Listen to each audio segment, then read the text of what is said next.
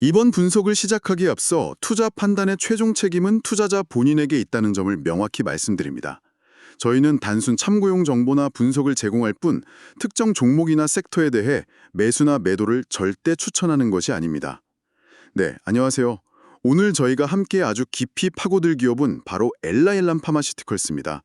티커 심볼 LNY죠? 네, ALNY 맞습니다. 이 회사가 정말 흥미로운 게 노벨상까지 받은 기술, RNA 간섭, RNAI라고 부르죠. 이 기술을 기반으로 신약 개발의 어떤 새로운 지평을 열고 있다고 평가받고 있거든요. 맞습니다. RNAi 정말 혁신적인 기술이죠. 그래서 오늘 당신께서 보내주신 여러 자료들, 연구 논문들, 또 기사들 이런 것들을 바탕으로 해서요.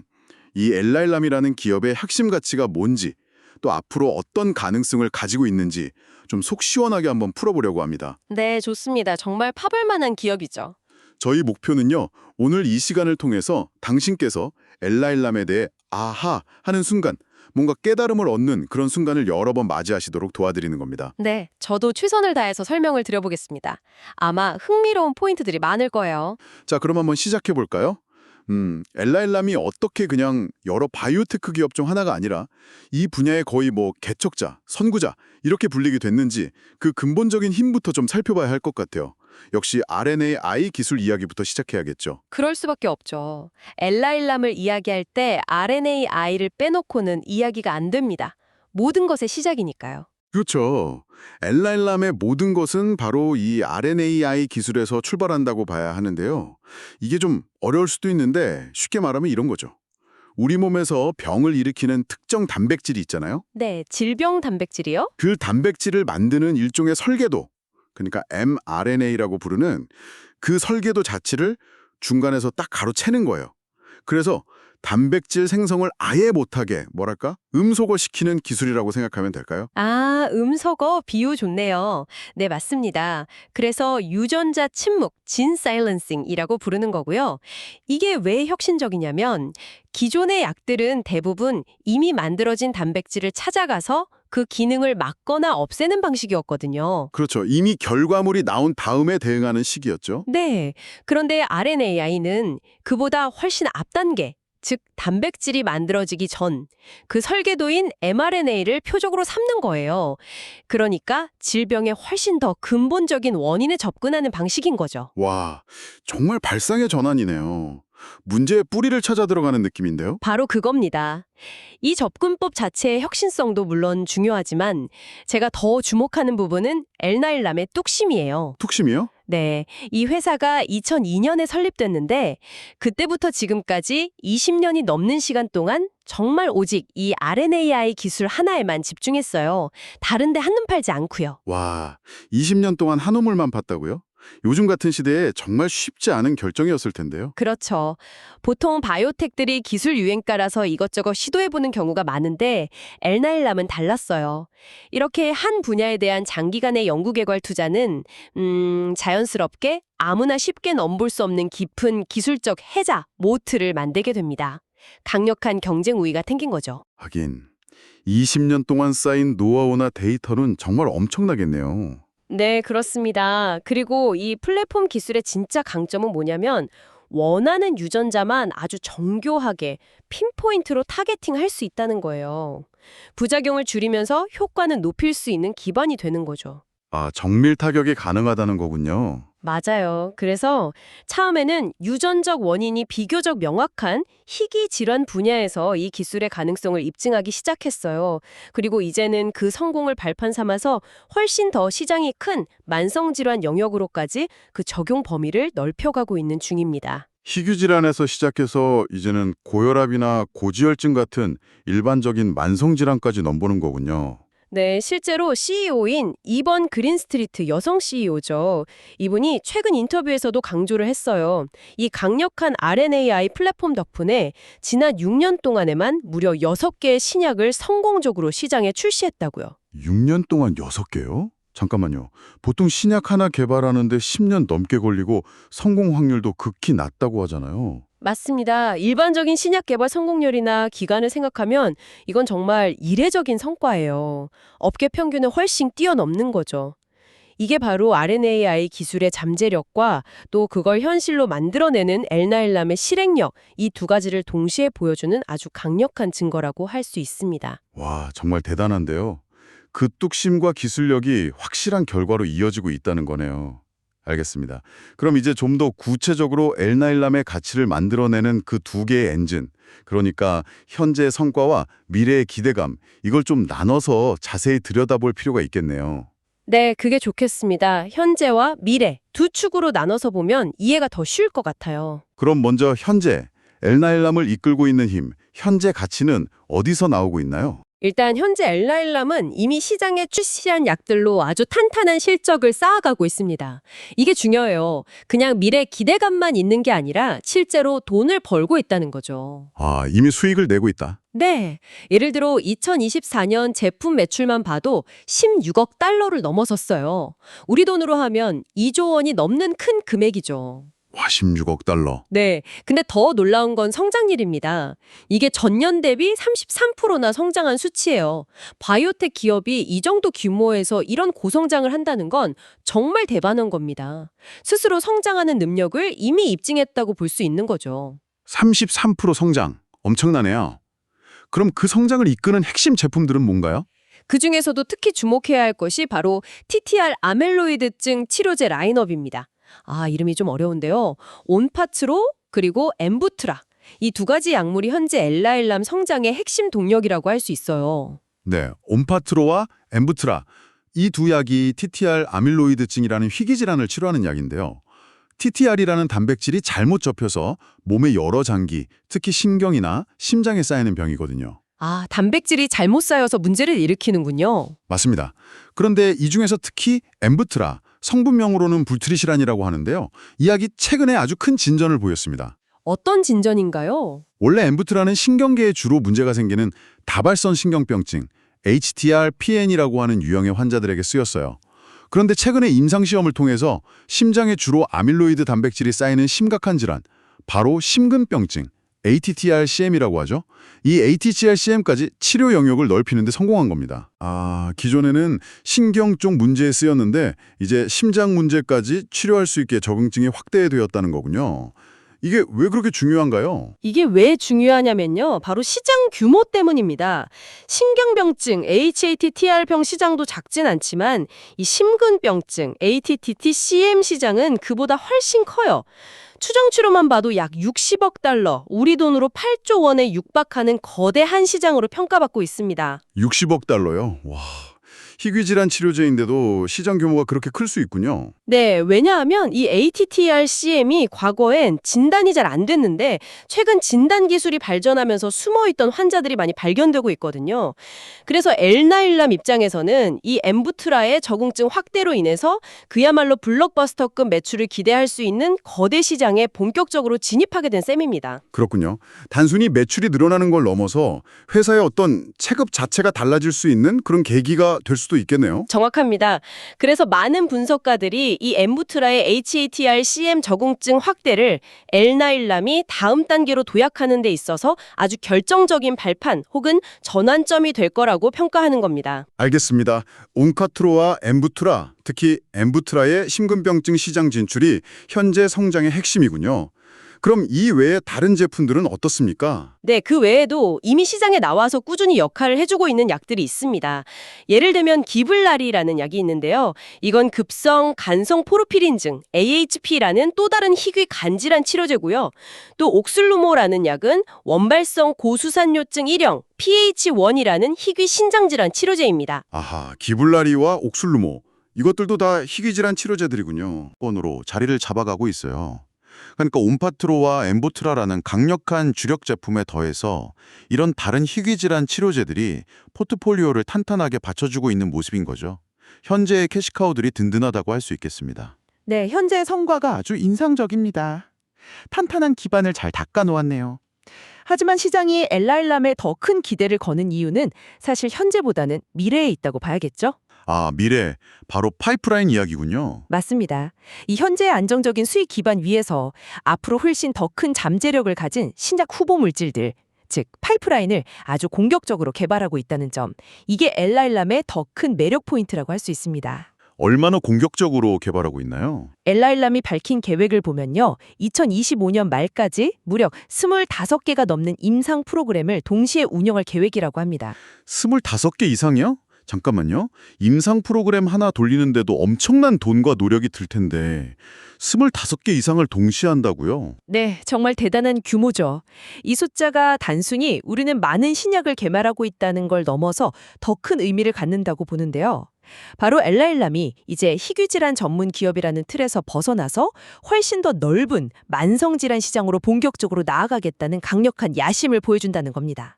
아, 그 25개라는 숫자에 그런 의미가 담겨 있군요. 희귀질환을 넘어서 만성질환으로의 확장? 그렇죠. 플랫폼 기술에 대한 자신감이 있기 때문에 가능한 확장 전략이라고 봅니다. 그래서 당신께서 보시기에 특히 우리가 좀 눈여겨봐야 할 만한 핵심적인 후보 물질들은 어떤 것들이 있을까요? 다 살펴보기는 어려울 테니까요. 네, 몇 가지 중요한 분야와 대표적인 후보 물질들을 좀 짚어보겠습니다. 우선 가장 주목받는 분야 중 하나가 심혈관 및 대사질환 영역입니다. 아, 고혈압이나 고지혈증 같은 아주 큰 시장이죠. 맞습니다. 이 분야에서는 이미 RNA 기술의 성공 사례가 나왔어요. 바로 렉비오라는 약인데요. 성분명은 인클리시란입니다. 이건 엘라나임이 개발해서 파트너사인 노바티스에 기술 이전을 했고 현재 노바티스가 판매하고 있는 고지혈증 치료제입니다. 아, 렉비오. 들어본 것 같아요. 이것도 RNA 기술 기반이었군요. 네, 렉비오가 중요한 이유는 RNA 기술이 희귀질환뿐만 아니라 이렇게 거대한 만성질환 시장에서도 충분히 통할 수 있다는 것을 처음으로 증명한 일종의 블록버스터 성공 사례이기 때문입니다. 아, 그렇군요. RNA의 가능성을 만성질환 영역에서 입증한 첫 사례다. 네, 그리고 이 분야에서 더 큰 기대를 모으는 후보 물질이 있습니다. 바로 로슈와 함께 개발 중인 고혈압 치료제, 질베시란입니다. 고혈압 치료제 질베시란이요? 이건 어떤 점이 특별한가요? 이 약의 가장 큰 특징은 투여 편의성입니다. 임상 결과에 따르면 1년에 단 2번, 그러니까 6개월에 한 번 주사 맞는 것만으로도 혈압이 효과적으로 조절될 가능성을 보이고 있어요. 잠깐만요. 1년에 2번 주사로 고혈압 관리가 된다고요? 지금은 매일 약을 먹어야 하잖아요. 매일 꼬박꼬박 약을 챙겨 먹어야 합니다. 이게 은근히 번거롭고 또 잊어버리기도 쉽고요. 그런데 만약 1년에 딱 2번 주사 맞는 걸로 혈압 관리가 가능하다면 이건 뭐 환자 입장에서는 엄청난 편리함이죠. 이건 정말 게임 체인저가 될 수도 있겠는데요. 고혈압 치료의 패러다임 자체를 바꿀 수도 있는 거 아닌가요? 네, 그래서 게임 체인저라는 표현이 나오는 겁니다. 물론 아직 개발 중이고 최종 결과는 지켜봐야겠지만 성공한다면 정말 파급력이 클 것으로 기대되는 약물입니다. 와, 질베시란 이름 기억해 둬야겠네요. 심혈관 질환 다음으로 또 주목할 분야는 어디일까요? 다음은 중추신경계 CNS 질환 영역입니다. CNS는 Central Nervous System, 즉 뇌와 척수 관련 질환들을 의미하는데요. 아, 알츠하이머나 파킨슨병 같은 뇌질환들이군요. 이쪽도 정말 난치성 질환들이 많은 분야죠. 맞습니다. 이 분야에서 엘나일람은 또 다른 거대 제약사인 리제네론과 손을 잡고 알츠하이머병 치료 후보 물질을 개발 중입니다. 코드명은 ALN-APP이고요. 다른 이름으로는 미벨시란이라고도 불립니다. 알츠하이머 치료제 후보 물질 ALN-APP 미벨시란 이건 정말 성공한다면 대박이겠네요. 그렇죠. 알츠하이머는 아시다시피 아직까지 근본적인 치료제가 없는 인류가 꼭 정복해야 할 대표적인 질환 중 하나입니다. 만약 이 ALN-APP 개발이 성공해서 효과적인 알츠하이머 치료제가 탄생한다면 그 의학적, 사회적, 그리고 경제적 파급력은 정말 상상하기 어렵습니다. 그렇죠. 수많은 환자와 가족들에게 희망을 줄 수 있을 테고요. 네. 그래서 나림 전문가들이 이 ALN-APP 파이프라인을 엘나일람의 기업 가치를 현재 수준에서 몇 단계, 아니 몇십 단계는 끌어올릴 수 있는 가장 큰 잠재력을 가진 후보 물질 중 하나로 꼽고 있습니다. 물론 그만큼 개발 난이도도 높고 위험 부담도 크겠지만요. 하긴 알츠하이머 신약 개발이 워낙 어렵기로 유명하니까요. 그래도 RNAi 기술이 여기서도 뭔가 돌파구를 마련해 줄 수 있을지 정말 기대가 됩니다. 네, 저도 그렇습니다. 자, 그리고 마지막으로 기타 후기 임상 단계에 있는 유망주들도 좀 있습니다. 예를 들면 보체매개 질환이라는 면역 관련 희귀질환 치료제인 캠디시란이 있고요. 또 전 세계적으로 환자가 많은 만성 B형 간염 치료제 엘레부시란 같은 약들도 임상 2상 또는 3상 같은 후기 개발 단계에 있습니다. 아, 킴디시란, 엘레브시란.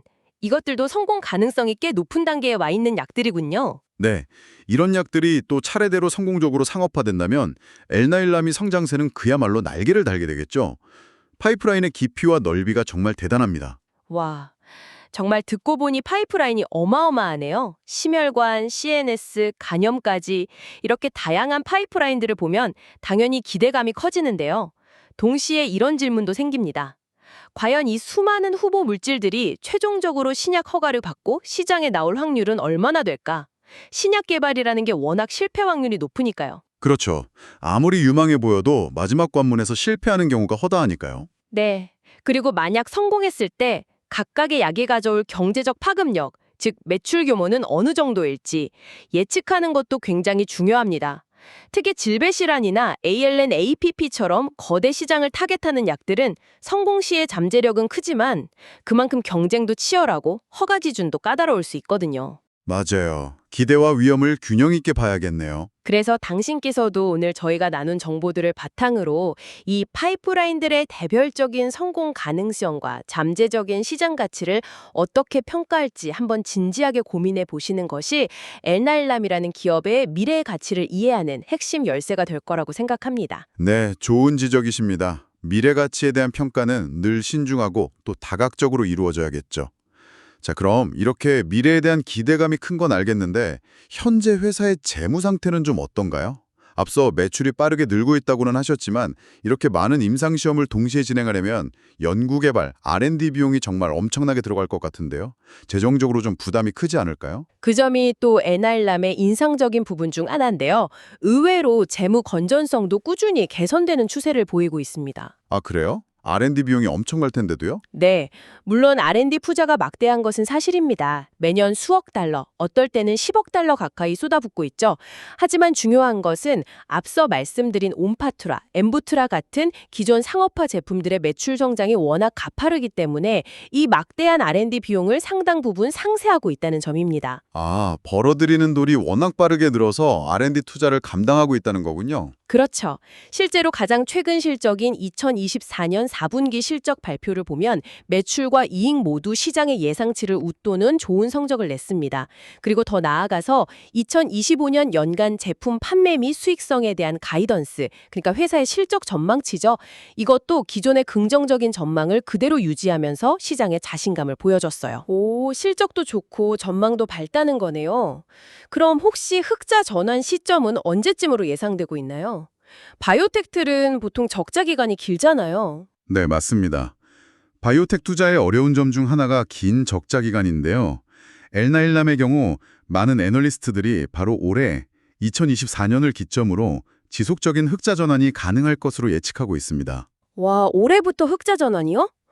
그동안의 투자가 드디어 본격적인 결실을 보기 시작하는 거네요. 네, 매출 규모 자체도 빠르게 커지고 있어서요.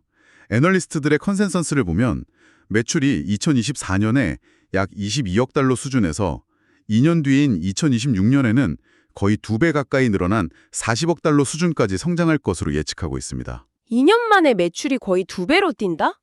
대단한 성장 전망이네요. 그렇죠. 이 정도면 단순한 바이오텍을 넘어서 어엿한 중견 제약사 수준의 매출 규모로 성장하는 겁니다. 그리고 중요한 것은 이 매출 성장이 수익성 개선으로 이어진다는 점이죠. 오랫동안의 투자가 드디어 빛을 발하면서 지속 가능한 이익을 창출하는 구조로 접어들고 있다는 신호로 해석할 수 있습니다. 재무적으로도 상당히 안정적인 단계로 접어들고 있다는 말씀이시군요. 알겠습니다. 그럼 시장의 반응은 어떤가요? 주가에도 이런 긍정적인 실적과 전망이 잘 반영되고 있겠죠? 네, 대체로 그렇다고 볼 수 있습니다. 주가 흐름을 보면 이런 긍정적인 전망을 어느 정도 뒷받침해주고 있어요. 특히 앞서 여러 번 강조했던 엠부트람의 심근병증 ATTR-CM 임상 결과가 매우 긍정적으로 발표되었을 때가 있었는데요. 네, 그 거대 시장 진입 소식이요. 네, 그 소식이 전해졌을 때 엘나일람의 주가가 그야말로 급등하면서 사상 최고치를 경신하기도 했습니다. 그만큼 시장이 이 파이프라인의 가치를 얼마나 높게 평가하는지를 단적으로 보여준 사례였죠. 아, 시장의 반응이 즉각적이었군요. 네, 그리고 그 이후로도 많은 주요 투자은행들, 예를 들면 골드만삭스나 JP모건 같은 곳에서 엘나일람에 대한 긍정적인 보고서를 연이어 내놓고 있습니다. 목표 주가도 상향 조정하는 추세고요. 이건 역시 시장 참여자들이 엘나일람의 미래 파이프라인 가치에 대해 상당한 기대감을 가지고 있다는 것을 반영하는 대목입니다. 그렇군요. 시장의 평가도 상당히 우호적이네요. 그런데 한편으로는 이런 생각도 듭니다. 이렇게 좋은 소식들이 많고 미래에 대한 기대감이 높다면 혹시 현재 주가에 이미 그런 기대감이 너무 많이 반영되어 있는 건 아닐까 하는 우려요. 소위 말하는 선반영 문제죠. 아, 네. 아주 중요한 지적이십니다. 그 점은 투자 판단 시 항상 고려해야 할 부분이죠. 바이오텍 주가는 특히 미래의 기대감을 먹고 움직이는 경향이 강하기 때문에 현재 주가가 미래의 성공 가능성을 어느 정도까지 반영하고 있는지를 판단하는 것이 매우 어렵고 또 중요합니다. 그렇죠. 이미 오를 만큼 다 오른 건 아닌지 판단하기가 참 어렵죠. 맞습니다. 하지만 여기서 또 생각해 볼 점은 과연 현재 주가가 엘나일람이 가진 모든 파이프라인의 성공 가능성, 예를 들어 질베시란의 성공, ALN FPP의 성공 가능성까지 전부 다 완벽하게 반영하고 있느냐 하는 것입니다. 많은 전문가들은 아직 그렇지 않다고 보는 시각도 많습니다. 아직 반영되지 않은 잠재력이 더 남아있을 수도 있다. 네. 왜냐하면 신약 개발이라는 것이 워낙 단계별로 불확실성이 해소되는 과정이기 때문입니다. 임상 1상 성공, 2상 성공, 3상 성공, 그리고 최종 허가 및 상업화 성공. 이렇게 각 단계를 통과할 때마다 기업 가치가 재평가될 수 있는 여지가 있거든요. 특히 엘나일람처럼 후기 단계에 유망한 파이프라인이 많은 경우에는 앞으로 나올 임상 결과나 허가 소식에 따라서 주가가 추가적으로 상승할 동력은 여전히 충분하다는 평가가 나옵니다. 그렇군요. 단계별 성공에 따라 가치가 계속 업데이트될 수 있다. 네. 따라서 현재 주가 수준에 대한 판단은 결국 당신께서 엘나일람의 개별 파이프라인들의 성공 가능성을 얼마나 높게 보는지, 그리고 그 성공 시의 파급력을 어느 정도로 예측하는지에 따라 달라질 수 있습니다. 그래서 앞서 말씀드린 것처럼 파이프라인의 진행 상황과 시장의 반응을 계속 면밀히 주시하면서 당신 스스로 이 기업의 적정 가치에 대한 판단을 계속 업데이트해 나가는 것이 중요하겠습니다. 네, 명심하겠습니다. 파이프라인 진행 상황을 꾸준히 체크하는 게 중요하겠네요. 자, 그럼 이제 엘나일람이 사업을 운영하는 방식, 어떤 전략적인 측면에 대해서도 좀 이야기를 나눠볼까요? 특히 제가 자료를 보면서 인상 깊었던 점은 파트너십을 굉장히 잘 활용한다는 점이었어요. 아, 네, 맞습니다. 그게 엘나일람의 아주 중요한 운영 전략 중 하나죠. 네, 보면 엘나일람은 혼자서 모든 걸 다 하려고 하지 않는 것 같아요. 소위 말하는 개방형 혁신, 오픈 이노베이션 전략을 아주 적극적으로 구사하고 있더라고요. 그렇죠. 앞서 잠깐 언급됐지만 심혈관 분야에서는 노바티스, CNS나 안과 질환 쪽에서는 리제네론, 또 고혈압 분야에서는 로슈, 이렇게 각 분야에서 이미 세계 최고 수준의 역량을 갖춘 글로벌 빅파마들과 아주 긴밀하게 손을 잡고 있습니다. 이건 정말 영리한 전략이라는 생각이 들어요. 네, 저도 그렇게 생각합니다. 이게 왜 영리하냐면 아시다시피 신약 하나를 개발해서 시장에 내놓기까지는 정말 천문학적인 비용과 시간이 들잖아요. 네, 보통 1조 원 이상, 10년 이상 걸린다고 하죠. 네, 그런데 엘나일람은 이 부담을 혼자 다 짊어지려고 하지 않는 겁니다. 파트너십을 통해서 이 막대한 R&D 비용 부담을 파트너사와 나누는 거죠. 리스크를 분산하는 효과가 있습니다. 비용과 리스크를 분담하는군요. 네. 그리고 그뿐만이 아닙니다. 개발 단계에서도 임상시험 디자인이나 운영, 또 각국 규제 당국의 허가 절차 진행, 그리고 최종적으로 시장에 출시했을 때의 마케팅과 판매까지. 이 모든 과정에서 각 분야에 특화된 파트너사의 전문성과 경험, 그리고 글로벌 네트워크를 적극적으로 활용할 수 있습니다. 와, 그러네요. 엘나일람은 RNA 기술 개발에 집중하고 임상이나 상업화는 그 분야 최고 전문가인 파트너에게 맡긴다. 일종의 분업 시스템이군요. 그렇죠. 이렇게 함으로써 신약 개발의 성공 확률 자체를 높일 수 있는 겁니다. 엘나일람이 가진 혁신적인 기술력과 빅파마 파트너들이 가진 자본력 및 상업화 역량, 이 둘의 강점을 견합해서 시너지를 내는 거죠.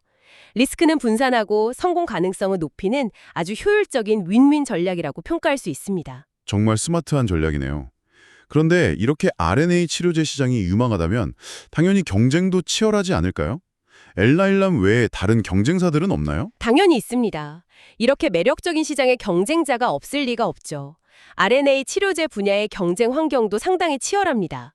우선 엘나일람과 비슷한 siRNA 기술을 가지고 경쟁하는 회사들도 있고요.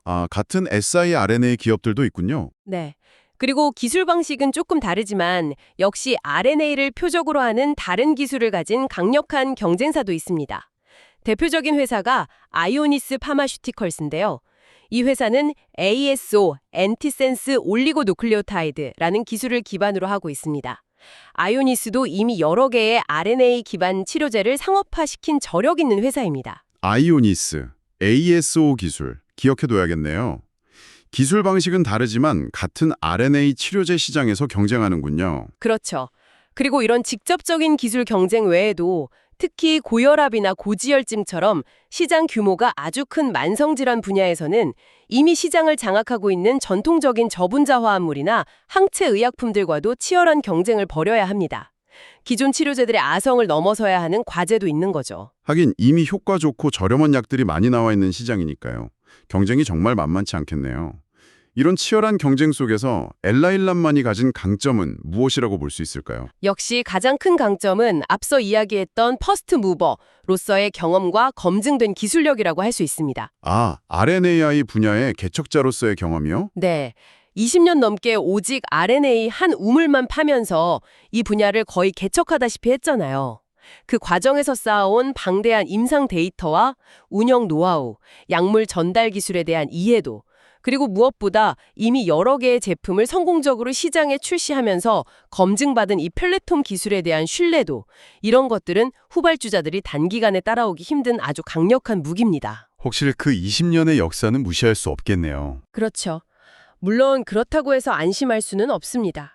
기술은 계속 발전하고 경쟁사들도 끊임없이 추격해 올 것이기 때문에 엘나일람 역시 계속해서 기술 혁신을 이어나가고 파이프라인을 강화해야만 현재의 리더십 지위를 유지할 수 있을 겁니다. 경쟁은 앞으로도 계속될 과제죠. 네, 경쟁 환경에 대해서도 잘 알겠습니다. 그럼 이번에는 좀 더 거시적인 환경 요인들을 살펴볼까요? 엘나일람의 사업에 긍정적인 영향을 줄 수 있는 기회 요인이나 반대로 좀 위협이 될 수 있는 요인들은 어떤 것들이 있을까요? 가장 큰 기회 요인 중 하나는 역시 전 세계적인 인구 고령화 추세입니다. 이건 뭐 거스릴 수 없는 흐름이죠. 고령화요? 네. 아시다시피 나이가 들수록 각종 만성 질환에 걸릴 확률이 높아지잖아요. 고혈압, 고지혈증, 당뇨병, 심장질환, 신경퇴행성 질환 등등. 그런데 엘나일람이 바로 이런 만성 질환들을 주요 타겟으로 삼아서 파이프라인을 확장하고 있단 말이죠. 아, 그러니까 엘나일람이 공략하려는 시장 자체가 구조적으로 계속 커지고 있다는 거네요. 바로 그겁니다. 사회구조 변화가 엘나일람에게는 아주 큰 사업적 기회가 되는 셈이죠.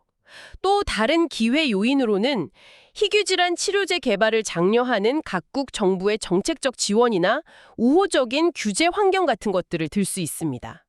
희귀질환 약은 개발이 어렵지만 허가를 받으면 일정 기간 시정 독점권을 보장받는 등의 혜택이 있거든요. 네, 그런 제도들이 있죠. 그리고 기술적인 측면에서는 약물을 우리 몸속에 원하는 세포나 조직에 더 정확하고 효율적으로 전달하는 약물 전달 시스템, DDS, Drug Delivery System 기술이 계속 발전하고 있다는 점도 RNAi 치료제의 효과를 높이는 데 긍정적인 요인으로 작용합니다. 기회 요인이 많네요.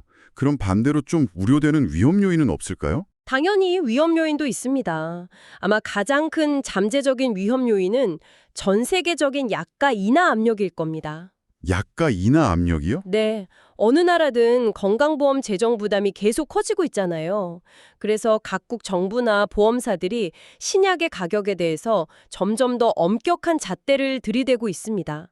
특히 혁신 신약들은 가격이 비싼 경우가 많은데 과연 그 가격만큼의 가치가 있는지 비용 대비 효과성을 따지는 거죠. 하긴 약값이 너무 비싸면 환자들이나 보험 재정에 부담이 크니까요. 맞습니다. 그래서 아무리 기술적으로 혁신적이고 효과가 좋은 약이라고 할지라도 사회적으로 수용 가능한 합리적인 가격을 인정받지 못하면 상업적으로 큰 성공을 거두기 어려울 수 있습니다. 이 약가 규제 문제는 엘나일람뿐만 아니라 모든 제약 바이오 기업들이 안고 있는 숙제이자 리스크 요인이라고 할 수 있습니다. 네, 약가 문제도 주요한 변수겠군요. 알겠습니다. 기회와 위험 요인까지 살펴봤고요. 이제 마지막으로 리더십 이야기도 좀 해봐야 할 것 같습니다. 이 모든 복잡한 과정을 성공적으로 이끌어가는 사람들이 결국 중요할 텐데요. 엘나일람의 경영진은 어떤가요? 네, 리더십도 엘라엘람의 강점 중 하나로 꼽을 수 있습니다. 현재 CEO는 앞서 잠깐 언급했던 이본 그린스트리트 박사인데요. 의사 출신이면서 오랫동안 글로벌 제약사에서 신약 개발과 상업화 경험을 쌓은 베테랑입니다. 아, CEO가 의사 출신의 업계 경험도 풍부하군요. 네, 그리고 CEO뿐만 아니라 다른 주요 경영진들도 대부분 제약 바이오 분야에서 잔뼈가 굵은 경험 많은 전문가들로 구성되어 있습니다. 기술에 대한 깊은 이해와 더불어 사업적인 감각까지 갖춘 리더십 팀이라고 평가할 수 있죠. 안정적이고 전문성 있는 경영진이 이끌고 있다는 거네요. 그렇죠. 그리고 특히 이 경영진의 비전과 전략을 명확하게 보여주는 것이 바로 에나일람 POX25 전략입니다. 혹시 들어보셨나요? POX25요? 아, 네, 얼핏 본 것 같습니다. 구체적으로 어떤 내용인가요? 이게 뭐냐면요. 2025년까지 PO, 즉 5개 핵심 가치 Patient, People, Performance, Profitability, Planet을 실현하면서 희귀질환뿐만 아니라 인구 집단이 더 큰 일반적인 만성질환 분야에서도 지속적으로 혁신적인 RNAi 치료제를 공급하는 명실상부한 글로벌 리더 기업으로 자리매김하겠다는 중장기 성장 로드맵입니다. 아, POX25, 5가지 가치를 추구하면서 2025년까지 글로벌 리더가 되겠다. 아주 구체적인 목표 설정이네요. 네, 그냥 막연히 성장하겠다가 아니라 어떤 가치를 추구하면서 어떤 분야에서 언제까지 어떤 위치에 도달하겠다는 목표를 아주 명확하게 제시하고 있는 거죠. 이런 명확한 전략과 비전 제시가 왜 중요할까요? 이게 중요한 이유는 크게 2가지 측면에서 볼 수 있습니다. 첫째는 대외적으로 투자자들에게 회사가 나아갈 방향에 대한 신뢰를 준다는 점입니다. 아, 이 회사는 명확한 목표와 계획을 가지고 움직이는구나 하는 인상을 주는 거죠. 둘째는 내부적으로 조직의 역량을 한 방향으로 집중시키는 역할을 합니다. 모든 구성원들이 공동의 목표를 향해 나아가게 만드는 구심점이 되는 거죠. 그렇군요. 마치 항해하는 배가 명확한 목적지를 설정하고 항해하는 것과 같다고 할 수 있겠네요. 네, 아주 적절한 비유입니다. 이런 명확한 비전과 전략이 있었기에 엘나일람이 지난 20년간 꾸준히 RNAi라는 한 우물을 파면서도 흔들리지 않고 지금의 성과를 만들어낼 수 있었던 중요한 동력 중 하나라고 생각합니다. 네, 리더십과 비전의 중요성까지 잘 알겠습니다. 자, 오늘 저희가 엘라일람 파마슈티컬스라는 기업에 대해서 정말 다양한 측면에서 깊이 파고들어 본 것 같습니다.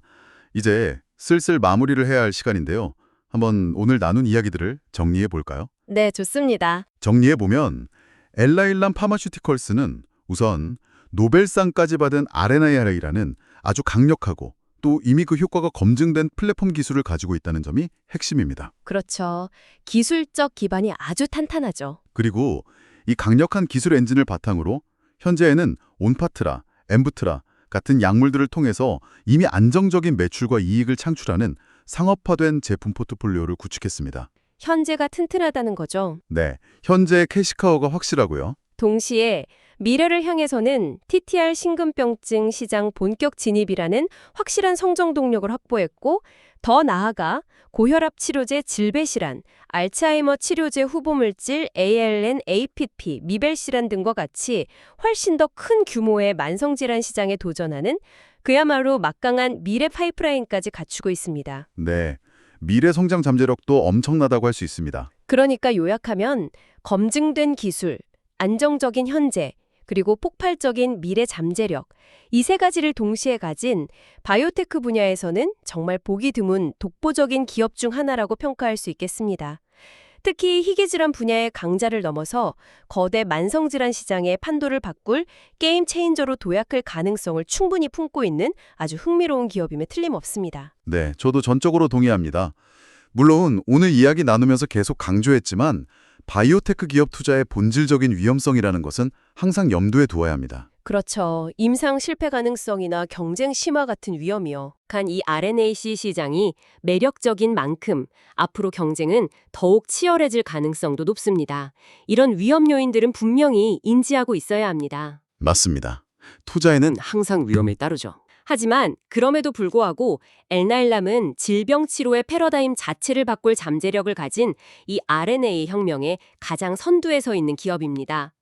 지난 20년간 쌓아온 기술적 깊이, 현재 보여주고 있는 상업적 성과, 그리고 미래를 향한 파이프라인의 넓이와 전략의 명확성, 이 모든 것들을 종합적으로 고려해 볼 때 엘나일람이 보여줄 미래는 현재 시장의 기대를 뛰어넘어 우리 사회에 더 큰 기여를 할 잠재력을 충분히 가지고 있다고 저는 분석하고 싶습니다. 네, 기술의 깊이, 파이프라인의 넓이, 전략의 명확성, 이 세 가지가 엘라일람을 주목하게 만드는 핵심 키워드라고 정리할 수 있겠네요. 그렇습니다. 자, 그럼 이제 정말 마지막으로 오늘 저희의 분석을 들으신 당신께 질문 하나를 던지면서 마무리하려고 합니다. 오늘 저희가 계속 이야기한 이 RNA라는 혁신적인 기술이 정말로 알츠하이머나 고혈압처럼 오랫동안 인류를 괴롭혀왔지만 아직 완전히 정복되지 못한 그런 만성 질환들의 치료 방식을 근본적으로 바꿀 수 있을까요? 정말 중요한 질문이네요. 만약 그럴 수 있다면 이 기술이 앞으로 우리의 건강, 우리의 삶, 그리고 우리 사회 전체에 미칠 잠재적인 영향력은 과연 어디까지일지 오늘 저희가 함께 나눈 이야기들을 바탕으로 당신께서도 한번 깊이 생각해 보시는 것은 어떨까요? 네, 기술의 미래와 그 파급력에 대해 함께 고민해보는 시간이 되었으면 좋겠습니다. 책임은 투자자 본인에게 있다는 점을 명확히 말씀드립니다. 저희는 단순 참고용 정보나 분석을 제공할 뿐 특정 종목이나 섹터에 대해 매수나 매도를 절대 추천하는 것이 아닙니다. 항상 여러분의 성공 투자를 기원합니다. 내용이 좋으셨다면 구독, 좋아요 부탁합니다.